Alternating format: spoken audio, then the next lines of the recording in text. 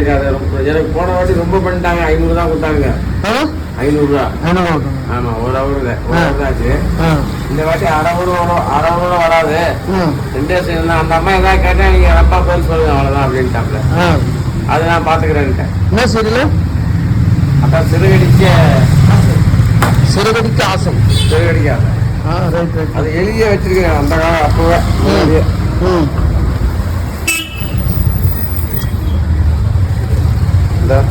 விஜய் டிவியில தான் வரும் நைட்டு 9 மணிக்கு. சிறுகடிக்க ஆசை. சிறுகடிக்க ஆசை. வாழ்த்துக்கள். இப்போ 1 மணிக்கு. 1 மணிக்கு போகணுமா? இங்கே ஷூட்டிங் ஸ்பாட் இங்கே தான், கடையில தான்.